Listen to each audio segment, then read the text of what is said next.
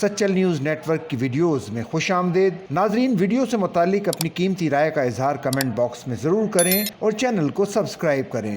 جامعہ بنوریہ عالمیہ کراچی کے محتمم اور معروف مذہبی اسکالر مفتی ڈاکٹر نعمان نعیم حج کی سعادت حاصل کرنے کے بعد کراچی واپس پہنچ گئے، جہاں ایئرپورٹ پر طلبہ کی جانب سے ان کا شاندار استقبال کیا گیا۔ اس موقع پر گفتگو کرتے ہوئے انہوں نے کہا کہ حج کی شہادت کا حصول عظیم الشان نعمت ہے، جس پر اللہ کا جتنا شکر ادا کیا جائے کم ہے۔ حج بیت اللہ مسلمانان عالم کے لیے اجتماعی، ملی، قومی وحدت، شان و شوکت اسلام کا اظہار ہے۔ انہوں نے کہا کہ خادم حرمین الشریفین شاہ سلمان بن عبدالعزیز اور ولی عہد شہزادہ محمد بن سلمان کی قیادت میں اس سال حجاج کرام کی جو شاندار خدمت کی گئی وہ قابل ستائش ہے۔ انہوں نے کہا کہ سعودی عرب نے حجاج کرام کو ہر ممکن سہولت فراہم کی، روحانی، طبی، سیکیورٹی، سفری اور فکری ہر پہلو سے بہترین انتظامات دیکھنے کو ملے، اور لاکھوں کے اجتماع میں ایک چھوٹا سا بھی بدنظمی کا واقعہ دیکھنے کو نہیں ملا۔